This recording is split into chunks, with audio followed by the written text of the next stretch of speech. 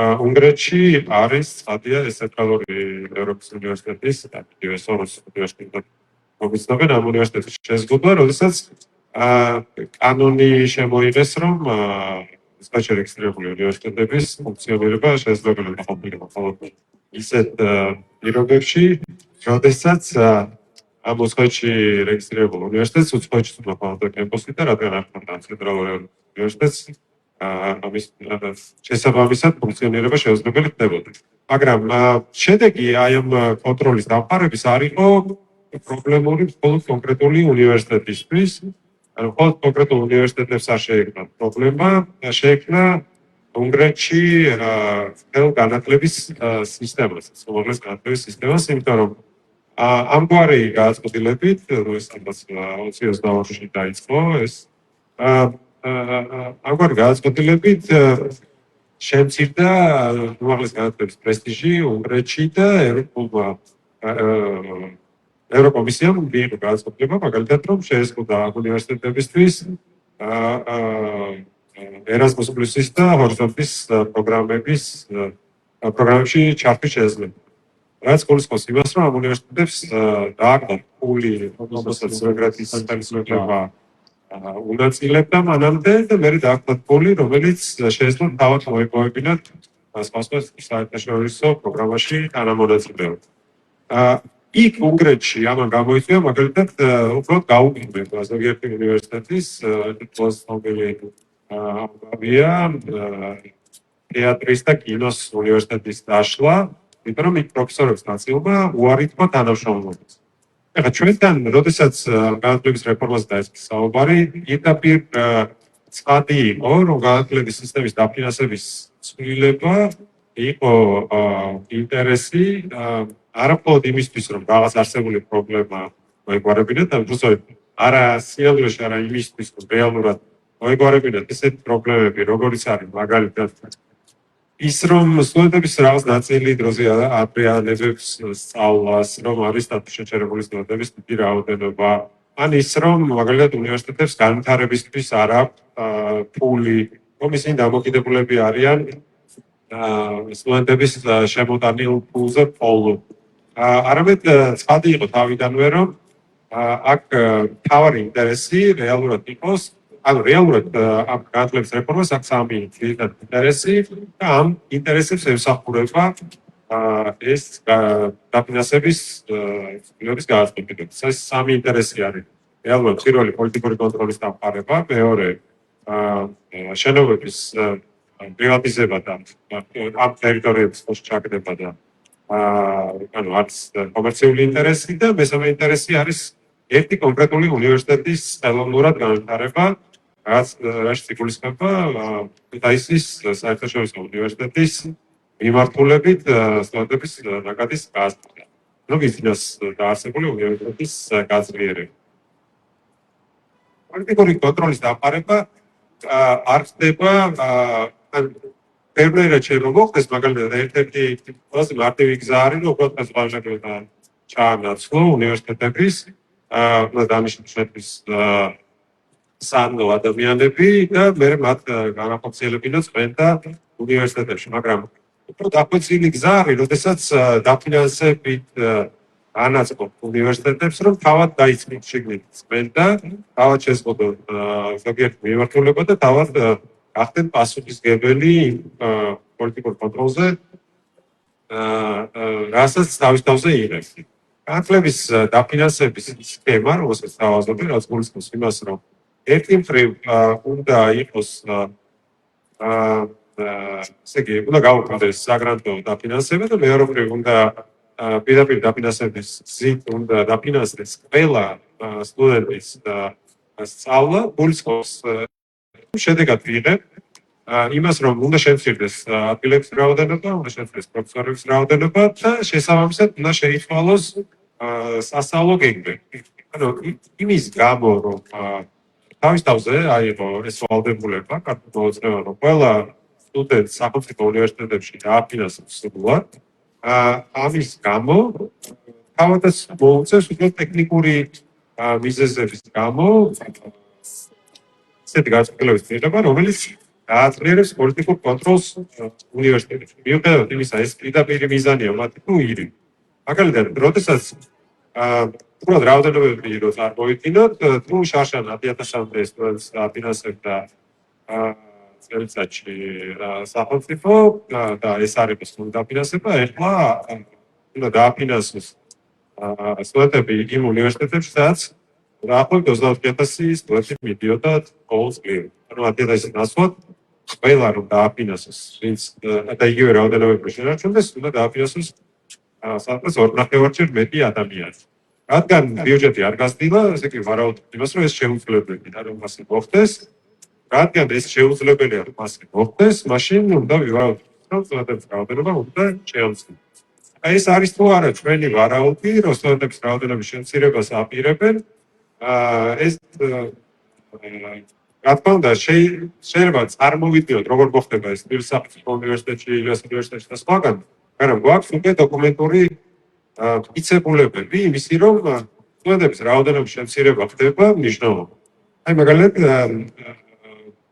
სახელმწიფო მიმართულების უნივერსიტეტებში ეკონომიკის სამინისტრო, კულტურის სამინისტრის გავლით უკვე გააგზავნა მოთხოვნა რაოდენობების შემცირებაზე და ეს რაოდენობები ესე გამოიხურება. მაგალითად საფათრო აკადემიაში უნდა წელს მიიღონ მხოლოდ 22 ადამიანი. თუ წარმოვიდგენთ იმას, რომ როგორც საფათრო აკადემიის ხელმძღვანელები ამბობენ, შარშან იღებდნენ 400 წელს აპირებდნენ 400 ადამიანის მიიღებას, რეალურად ვაპარაკებთ ჩვენ სადღაც 1/5-ის მიიღებას. ანუ უჩვენო და შეამჩნევ რაოდენობა მიიღების და რაოდენობები რო წარმოვიდგინოთ, მე როგორ გამოიყურება ეს მომავალში, როდესაც დაინერგება სამწლიანი პროგრამები, რასაც თხოვენ ამ უნივერსიტეტებს, 3 წლის განმავლობაში თუ ეს რაოდენობა იქნება მიღებული, ესე იგი სამხატვრო აკადემიის სტუდენტების რაოდენობა იქნება მხოლოდ 245-6 ადამიანი. ეხლა სინამდვილეში ეხლა წელს რომ მეუბნებიან რომ 82 ადამიანი მიიღეს, სულაც არ ნიშნავს რომ შემდეგ წელსაც იგივეს ეთქვიან, იმიტომ რომ ეკონომიკის სამინისტროდან გაგზავნილი დოკუმენტის მიხედვით სამხატვრო აკადემიამ რომ დააკმაყოფილოს საბაზრო მოთხოვნები, რომელსაც თითქოს უნდა დაექვემდებაროს მთელი განათლების სისტემა და მაშინ რეალურად უნდა მიიღოთ მხოლოდ 18 ადამიანი. რომ ეკონომიკის სამინისტრო ამბობს რომ მოთხოვნა ქვეყანაში ხელოვნების კერძო მასწავლებლებზე, პატროებზე, სამხატვრო გალერეების მუშაკებზე, ბიბლიოთეკების ამხარე სპეციალისტებზე და სხვებზე არის მხოლოდ 18 ამ ქვეყანაში. და წარმოიდგინეთ, ეკონომიკის სამინისტრო ამბობს რომ 18 გვჭირდება და სინამდვილეში ეს უნივერსიტეტი ცდილობს რომ მიიღოს 400. ესე იგი, აქვე ამ დოკუმენტში არის სხვა უნივერსიტეტებისთვის გამოყოფილი კვოტები, მაგალითად თეატრის და კინოს 92 და კონსერვატორიის 12. ამ შემთხვევაში ისინი ამბობენ, რომ მოთხოვნა ბაზარზე უფრო მაღალია, ვიდრე ესენი იღებენ და რეალურად სახელმწიფო ცდილობს რომ გაუზარდოს მიიღება ამ უნივერსიტეტებს და კი არ შეუძლებს. მაგრამ სამხატვრო აკადემიის პრობლემა რო ავიღოთ, აი кейსი რო ავიღოთ, როგორ შეიძლება ეხლა ეს გადაიქცეს პოლიტიკურ კონტროლის მექანიზმი. იმისთვის რომ სამხატვრო აკადემიამ მოიპოვოს ის რაოდენობა სახელმწიფოსგან, რაც მათ სურს, მაშინ უნდა დაიწყოს სახელმწიფოსთან შეთანხმება. სახელმწიფოსთან შეთანხმება შეიძლება გულისხმობდეს ბევრ სხვა რამს. მაგალითად, სახელმწიფოსთან შეთანხმების ნაწილია პროგრამებზე შეთანხმება, რომელი პროგრამების განხორციელება ის და რომელი არ არის სახელმწიფოს პერსპექტივით. აი მაგალითად, ამ პროგრამების ჩამონათვალში, რომელზეც აქ არის საუბარი, აღმოაჩინა სამხატვრო აკადემიის ხალხმა, რომ მაგალითად, სახელმწიფო ეუბნება, რომ თქვენ საერთოდ აღარ უნდა მიიღოთ ხალხი არქიტექტურის, დიზაინის და მედიის მიმართულებები. ანუ უნდა დაიწყოს ამ პროგრამებზე შეთანხმება, რაც ნიშნავს იმას, რომ ამ პროგრამების პროფესორებმა უნდა დაუმტკიცონ ეხლა სახელმწიფოს, რომელსაც მართავენ პოლიტიკური ფიგურები და მათ შორის პოლიციის პოლკოვნიკი და მეორე სახელმწიფო უსაფრთხოების პოლკოვნიკი, ამ პოლკოვნიკებს უნდა დაუმტკიცონ რომელსაც სულაც არ აქვს პრეტენზია, რომ განათლების სისტემის მმართველი იყოს. სტადია ნამდვილ პოლკოვნიკს წალიას, რომელიც აი არა, ყველა ეტაპი იმისთვის რომ გავხდარიყო პოლკოვნიკი, არ გავხდარა პოლკოვნიკი იმის გამო, რომ რომელიღაც აკადემიის რექტორად დამიშვა რაღაც მომენტში. როგორც ეს გიორგი მიხანაძის შემთხვევაში, ხო?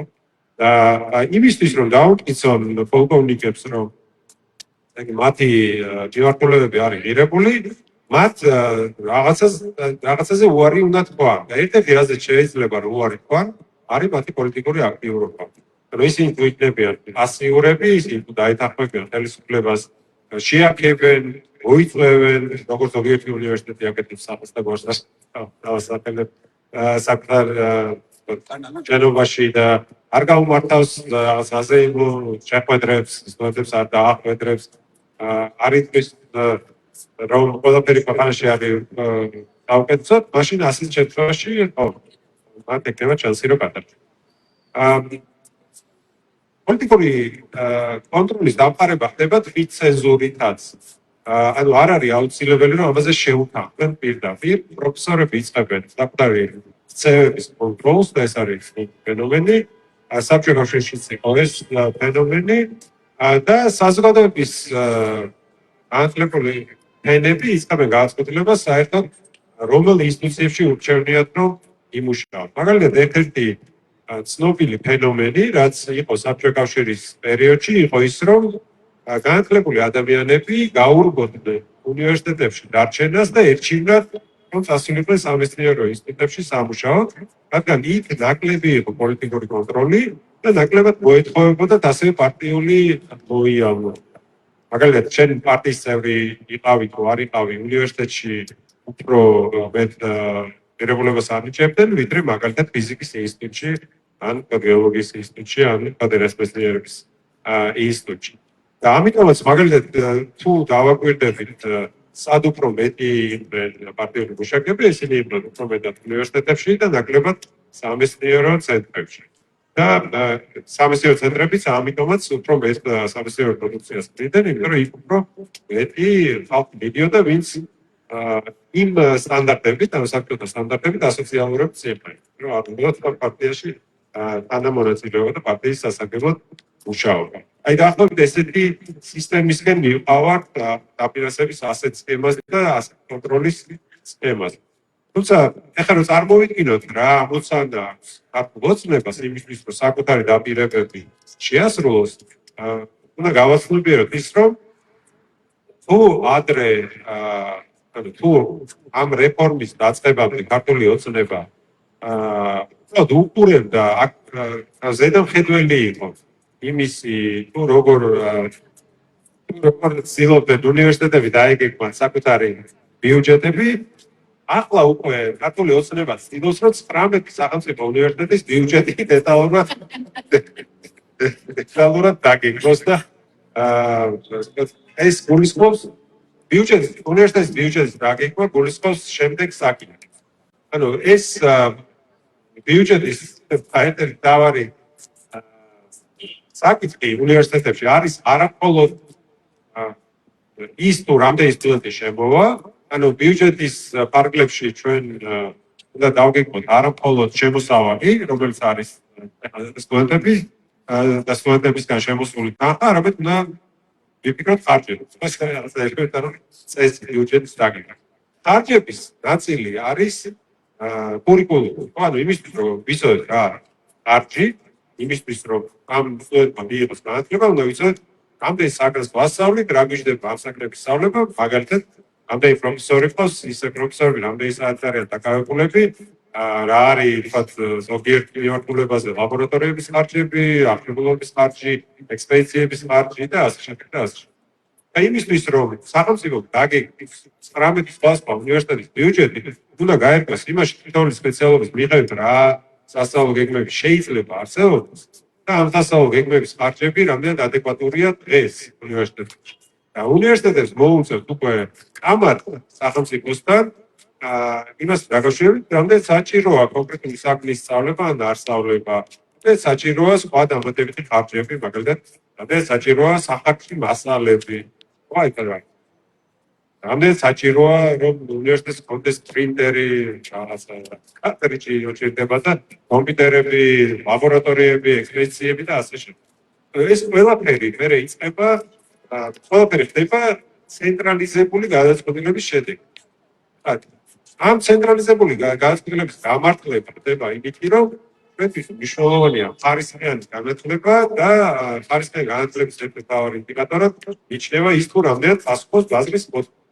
სინამდვილეში ასეთი ტიპის გადაწყვეტილებები ყველაზე ნაკლებად პასუხობს ბაზრის მოთხოვნებს, იმიტომ რომ მაშინ როცა ბაზარი იცვლება სწრაფად, უნივერსიტეტები კი აღარ იღებენ გადაწყვეტილებას, თუ როგორ უნდა ცვალოს საკუთარი პროგრამები. არამედ უნდა იმართონ ცენტრალიზებულ ორგანოს, რომელსაც მათმაგივრად უნდა მიიღოს იმ გადაწყვეტილება სასწავლებლების ბიუჯეტის ხარჯების და ასე შემდეგ. და ისე ნელ-ნელა უკვე იწყებენ დაკვირვებას უნივერსიტეტები. თუ უნივერსიტეტები მერე არ ასრულებენ ამ დაკვეთებს, მაშინ უკვე სახელმწიფოს უწევს რომ ჩაანაცვლოს უნივერსიტეტის მმართველობა საკუთარი ხალხი. მანერად ის ვერ აკეთებს ამ ცვლილებების განხორციელებას. ეხანდელი პრობლემა ქართული ოცნების სწორედ ეს უნივერსიტეტები თუ უარს ერთ პროგრამის ცვლილებაზე, მაშინ სხვა არაფერი აღარ დარჩება ქართულ ოცნებას, რომ ან შეამციროს, ან უბრალოდ გაუგოს დაფინანსება უნივერსიტეტს და უბრალოდ მაინდიკატორო, თუ არ გემორჩილებს ფულს არ მოწევ, ან უნდა ჩაანაცვლონ ხალხი სხვა ხალხი. უნივერსიტეტებში ხალხის ჩანაცვლება ესე მარტივი არ არის. იმიტომ რომ გარდა იმისა, რომ სპეციალიზებულ ცოდნას ფლობენ, ხალხის ჩანაცვლება გულისხმობს ასევე იმას, რომ ისეთი ხალხი უნდა შეიკრიბოს, რომელსაც ერთად შეიძლება რაღაცას განხორციელება და ეს არის ძალიან ძნელი საქმე. ამიტომ თუ ლაპარაკობთ იმაზე, რა შეიძლება იყოს წინააღმდეგობის ფორმები, ესეც არის დასაფიქრებელი.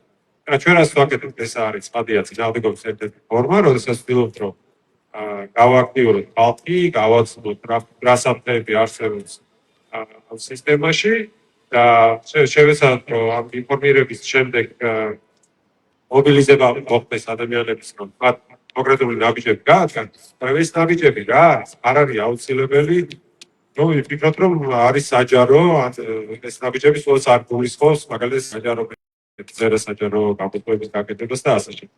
ერთ-ერთი ყველაზე გამოცდილი ერთი წინააღმდეგობის არის პროცესის ბიუროკრატიზაცია. ან პროცედურული შეფერხებების გამოწვევა და რასაც ეხლა ვხედავთ, რომ სხვა უნივერსიტეტები აკეთებენ, არ ვიცი რომელი უნივერსიტეტი არ დაიწყოს მათი დევნა, მაგრამ ერთ-ერთი ყველაზე მარტივი საკითხი თითქოს არის ის, რომ პროფესორები, რომელსაც სწავლობენ, რომ შეცვალონ საკუთარი პროგრამები, მათ უნდა დასვან საკითხად ის თუ რა ოფიციალური გადაწყვეტილების საფუძველზე იღებენ ასეთ გადაწყვეტილებას. მაგალითად, უნდა მოითხოვონ დოკუმენტური მოთხოვნა და დასაბუთება ამ მოთხოვნას. მაგალითად, ან დეკანმა უნდა მიიღოს თავის გადაწყვეტილება, რომ პროგრამა შეიცვალოს, ეს კი გასაკვირია დეკანს აქვს არა ეს განხორციელება, ან აკადემიურ საბჭომ, ან წარმომადგენლობის საბჭოში შეიძლება რაღაც გადაწყვეტილება იყოს მიღებული, რომელიც იწვევს პროგრამების ცვლილებას, ანუ სანამ ეს გადაწყვეტილებები ხელში არ ეკნება ადამიანს, ანუ უბრალოდ არცნულად დაიწყონ მოქმედება. იმიტომ რომ შეიძლება დადგეს დრო და ეს შეიძლება ძალიან სწრაფად დადგეს, როდესაც ქართული ოცნება შეიძლება მიუბრუნდეს მათ და უთხრას, საიდან მოიტანეთ, რომ ასეთი ცვლილებები ჩვენი მოთხოვნა იყო. და ჩვენ გვინახავს ასეთი უტიპარი უარები, საკუთარ მოქმედებებზე და პასუხისმგებლობის ვერ აღების რაღაცა გამოცდილება გვაქვს. და ამიტომ დავანებოთ იმას, რომ უბრალოდ მნიშვნელოვანია, რომ დოკუმენტირება მოხდეს ამ ცვლილებების საერთოდ როგორ მოდის და საიდან მოდის. მნიშვნელოვანია ასევე არსებობის საფუძველი გადაწყვეტილების მიღების ყველა დონეზე. აი შეიძლება ვიღაცას ძალიან ბიუროკრატიულად მოეჩვენოს, მაგრამ როდესაც დეკანი იწყებს პროგრამის გადაკეთებას, ისე რომ მაგალითად თვითონაც არ არის ეს გადაწყვეტილება ხელში, მაშინ პროფესორებთან შეიძლება ამან მიიყვანოს კონფლიქტი. და პროფესორებს შორის კონფლიქტი შეიძლება მიიყვანოს, როდესაც პროფესორები იძულებულები გახდებიან, რომ ერთმანეთის კონკურენციაში დაიცვან საკუთარი საკლები იმისთვის, რომ არ დაკარგონ სამსახური, არ დაკარგონ ხელფასი. ამიტომ მე მგონია, რომ ერთ-ერთი ეს არსებობს, ხადი არსებობს სამართლებრივი გზაც, ვიცი რომ ემზადებიან ზოგიერთი უნივერსიტეტების საკონსტიტუციო არჩევლისთვისაც და ცხადია, შემდეგშიც იქნება, ხო, განსაკუთრების მიღების შემდეგაც იქნება სასამართლოები, სადაც პროფესორებს შეესწრებათ, რომ დაიცვას საკუთარი უფლება, თავად გადაწყვიტონ, თუ როგორი პროგრამები ასწავლიან, დაიცვან ის უფლება, რაც კონსტიტუციაში წერია, რომ უნივერსიტეტებს აქვთ ავტონომია და რომ აკადემიური თავისუფლება არის გარანტირებული კონსტიტუციით. ვინმეს თუ გინდა დაამატოთ კიდევ რა შეიძლება გააკეთოს უნივერსიტეტებთან, კიდევ სხვა ფორმები, როგორც სოციალურობა, პოლიტიკური კონტროლი, მიკროფონი, აგერ აუდიტორია.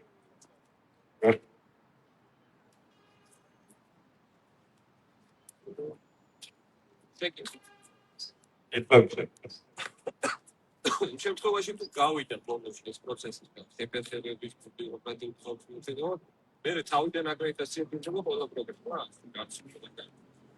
რანკა იკითხა, ჭირდებოდა რა პროგრამის აკრედიტაცია, თუ აი რო გადააკეთებენ, გააგრძელებენ ესე მუშაობას, თითქოს იგივე პროგრამებია, მაგრამ ხან მოკლე ანუ პროგრამების გადაკეთება ამ შემთხვევაში გულისხმობს და რო გავიაზროთ რის გადაკეთებას თხოვენ, მაგალითად პირის სახელმწიფო უნივერსიტეტში უკვე მოთხოვეს ზოგიერთ მიმართულებაზე, რომ 3 წლიან პროგრამებად გადააკეთონ.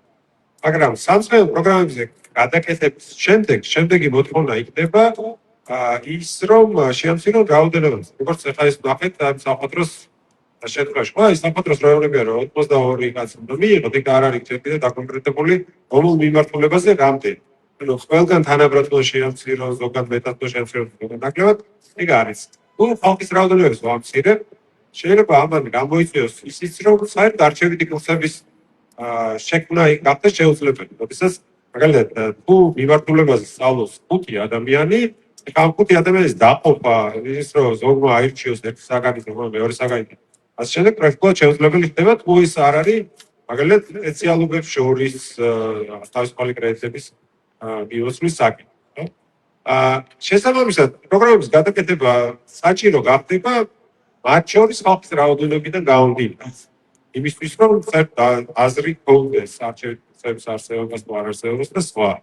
და ამ პროგრამების გადაკეთების შემდეგ ყველაზე ლოგიკური იქნებოდა, რომ აკრედიტაცია ხელახლა გაევლო, მაგრამ რადგან ამ პროგრამების გახორციელების დაწყება უნდა სექტემბრიდან შეუძლებელია ეს პროცესი, ეს მithumetes, როდესაც მარტში არის დაგეგმილი, რომ უნდა გამოცხადდეს მიღების ის რაოდენობის პროგრამებზე.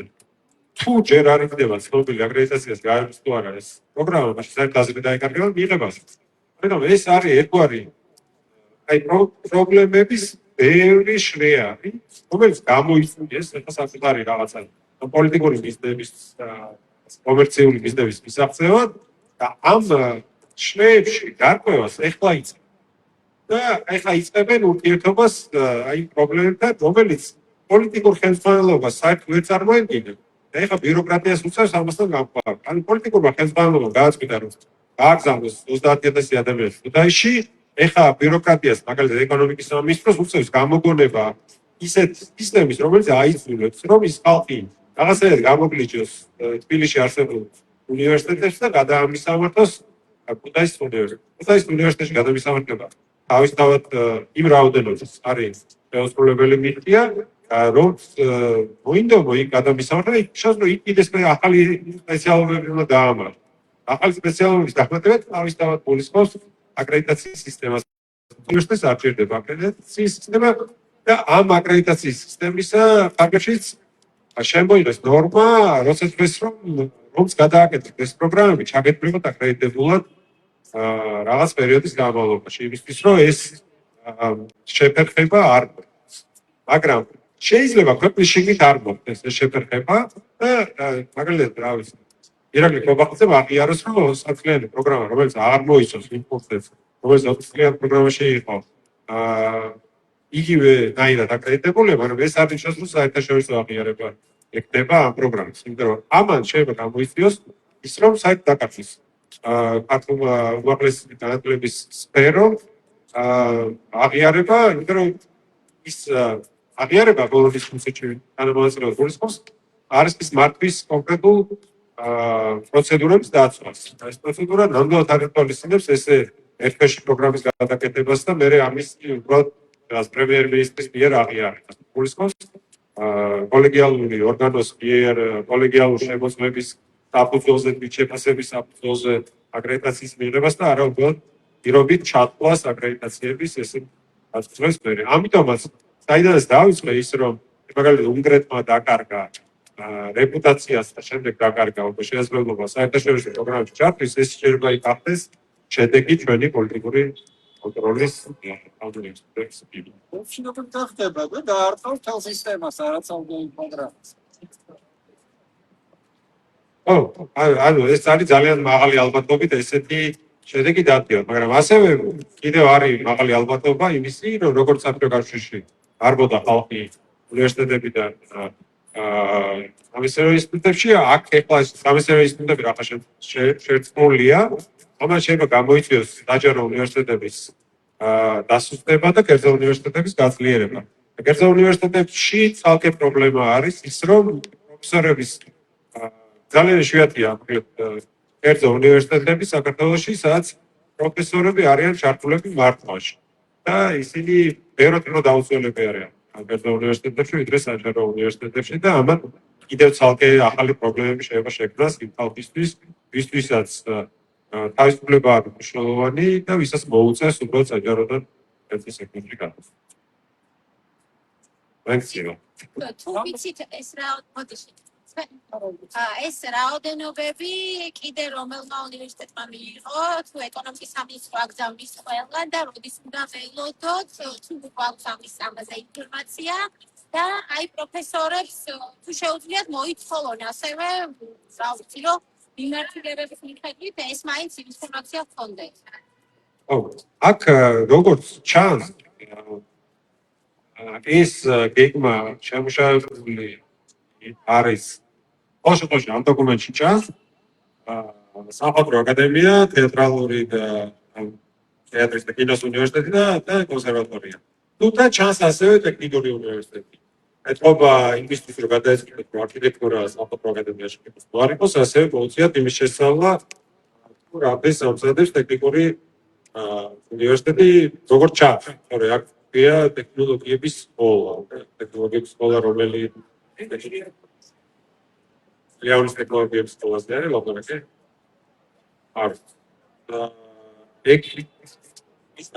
არ ჩანს და შეიძლება ტექნიკური უნივერსიტეტი. იმიტომ რომ რაოდენობები აქ წერია რომ 270-იანი მიეწოდებით. მაგრამ თავისთავად რო წარმოვიდგინოთ ეხლა ეს რაოდენობები ყველა უნივერსიტეტის ყველა სპეციალობას მაგაკეთეს, რაც არის ასევე შესაძლებელი მისია იმ ვადებში ყოველ შემთხვევაში რომელშიც აპირებენ შეასრულოს. იმიტომ რომ ეს მოთხოვნის და მიწოდების ანალიზი უნდა გააკეთო იმით რომ მაგალითად იცოდე ჯერ სასაქმდება ეს ხალხი და ვისწრო რომ გაარკვიო სასაქმდება ეს ხალხი კურსდამთავრებულების გამოკითხვებილა ჩაატარო ეს გულისხმობს იმის იდენტიფიცირება საერთოდ ვინ არიან ეს კურსდამთავრებულები სად მუშაობენ საკუთარი სპეციალობებით საქმეებია თუ ვერ საქმეებია და თუ ვერ საქმეებია კიდე ცალკე საკითხი. მაგრამ ეს საბაზრო პრინციპი კიდე ცალკე ახალ პრობლემას აჩვენებს. მაგალითად, თუ ახალგაზრდას ვთქვათ, დამთავრებული აქვს სოფლის სკოლა და უნდა რომ გახდეს აბოლი. და უნდა რომ ამისთვის ჩააბაროს სამხატვრო აკადემიაში, მას შეუმცირდება თუ გაიზრდება შესაძლებლობა. ანუ რამდენად ელიტური გახდება ეს სპეციალობა. და დიდი ალბათობით რაც შემცირდება რაოდენობები, იმიტომ რომ რთული გახდება ხალხისთვის ასეთ სასწავლებლებში მოხვედრა, შესაბამისად მიიღებ სულ უფრო და უფრო ელიტარულ სახელოვნებო და სხვა სპეციალობებს, განსაკუთრებით სახელოვნებო. ჩვენ ბავშვობაში მახსოვს ეგეთი ეს ძალიან ისეთი დავამახსოვრდა, სადაც 6-7 წლის ვარ და ჯელობენ იმას, რომ სამხატვრო აკადემიაში 2 ადგილი არის რაღაცა მიმართულებაზე და მან იკითხავ დიასამიზერ 2 ადგილი და ბაიდარკანავია. რა არის ეს? და აი დაახლოებით ესეთი იმამდე მიდიოდი, ხო, აბსოლუტამდე, როდესაც შეიძლება 2 ადამიანი მიიღოს სპეციალურად. ფიარულ რომანში როა სად თქვენ და სად თქვენ ესეთი ოპერაში რო აბარებს და ისა თუ ოპერაცია ეს აკადემიის ვიაჩი. კონსერვატორიაში აკეთებს ეკა და ის სასოფლოზე სწავს. ხო. გარაჯიო. არა, კოჩინებინი ისინი არის იგივე. ხო, რომ ისიც რაღაცა ბიტი და კონსერვატორია. არის, წევრი უნდა გახდეს და ამ ოჯახის წევრი უნდა გახდეს და ვერ ხდება და ეს არის ცხვილი ოჯახი. ერთი კითხვა მაქვს კიდევ. არა იყოს ისე ეს წერიაო, რომ შრომის ბაზრის ანალიზმა დაადგინაო, რომ თუ რამეთქე და აი პროფესორებს ჯერეთი თუ დაურთეს თან ეს რამე ვთქვათ იმ მიმართულებით, მაგრამ თუ არ დაურთეს, აი პროფესორებს შეუძლიათ რომ ნახავენ ამას, რომ მოითხოვონ, რომ აი სად არის ის ანალიზი, რომელმაც დაადგინა, რომ თუ რამეთი მხატვარი ჭირდება საქართველოს. მე როგორც ვიცი, ეს უკვე დაიწყეს, ამ უნივერსიტეტმა გააგზავნა საკუთარი ედვა, თუ რამდენად არ ეთანხმება შემთხვევაში, იმიტომ რომ ესენი თუ ეს ედვა ამბობს, რომ მხატვარი ედვა, როგორც არის ჩამოთვლილი, მაგალითად ბაზარს რო ითვლიან კონსერვატორისთვის, უწერიათ რომ ოფიციალური ჯგუფები არის მუსიკის კერძო-მასწავლე, მუსიკოსები, მომღერლები, კომპოზიტორები, მუსიკოსები, ქორეოგრაფები, სამეცნიერო სამშობლო არტისტები, აჯიკებში ჩაუყოლები. და როგორ ადგენენ ამას, რამდენი მუსიკოსი ჭირდება, მაგალითად, თავის ეროსკეს ჩას შეუძლიათ მოიცხოვრონ გვაჩვენეთ მეთოდოლოგია, როგორ დაიწყეს რამდენი ოპერაცია. კიდე ცალკე საკითხი არის, როგორც რა ტექნოლოგიას არ უნდა გამოიყენოს. ეს სისტემა არის ღია სისტემა. ანუ ეს სისტემა, უმაღლესი განათლების სისტემა არ არის აღშეტყვა მხოლოდ საჯარო უნივერსიტეტებისგან. ანუ ისინი არ აკონტროლებენ კერძო უნივერსიტეტებს, თუმცა თუ მოთხოვნა იარსებთ იგივე რაოდენობაზე, სამხატვრო აკადემიის ნაცვლად ეს ხალხი წავს გეოსპეციალობას. ამიტომ ის რომ შეზღუდავენ სამხატვრო აკადემიაში, სულაც არ ნიშნავს იმას, რომ შეიზღუდება მთელ ქვეყანაში ამ განათლების მიღების შესაძლებლობა. ეს ერთ-ერთი რასაც შეზღუდავს არის სამხატვრო აკადემიაში. შეზღუდვა და ერთ-ერთი ძირითადი შიში, რაც უჩნდება უნივერსიტეტს, არის ის, რომ ხომარ ვარ ჩვენ უბრალოდ სამბიზნეს სპეციალურად, იმიტომ რომ სხვა ინტერესი მართავს ამ პროცესს, მაგალითად, როგორც არის შენობის რაღაცა აღების პერსპექტივა. მითი უადგილო შეკითხვა. ფიზკულტურის უნივერსიტეტი რო იყო, სად არის? არს. არს. ფიზიკურ ბერაში. ეგ პარლამენტში მეტყვი. მე-11 კლასზე კიდევ პარლამენტში დავარ. პარლამენტშია ახლა ერთადი გაყოფილი.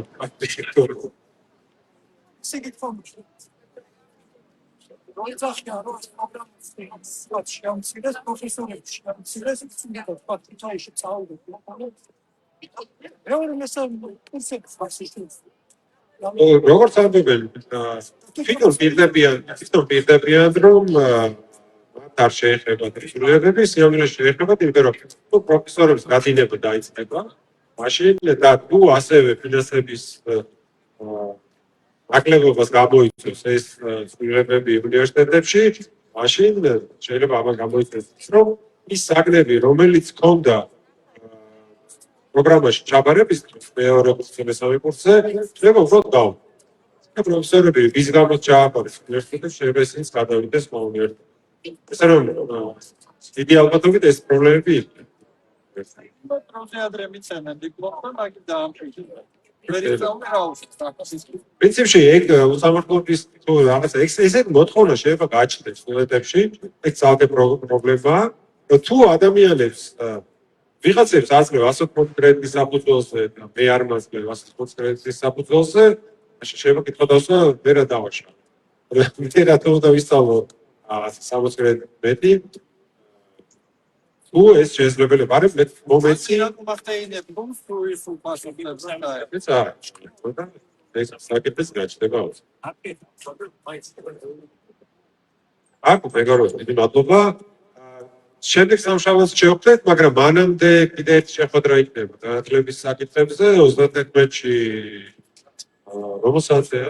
31-ში პირველ საათზე იქნება შეხვედრა, რომელიც გატარდება კულტურის საალბაზრო რამშრომის ორგანიზებით. და ეს იქნება ექსპორტ ჯორჯიაში, მეგონა მესამე პავილიონში გვხვდები და იქ კიდევ ერთხელ მიმოვიხილოთ იმ საფრთხეებს, რაც განლებს რეფორმას მოაქვს. კარგი იქნება მოიწვევს ხმებსაც, თქვენ კოლეგებს, მეზობლებს, მშობლებს, ვისაც ისნობ, მოსწავლეებსაც შეგიძლიათ, განსაკუთრებით აბიტურიენტებს, რომ გაიგონ რა ელით თუ ეს რეფორმა გამოხორციელდება. აბსოლუტურად.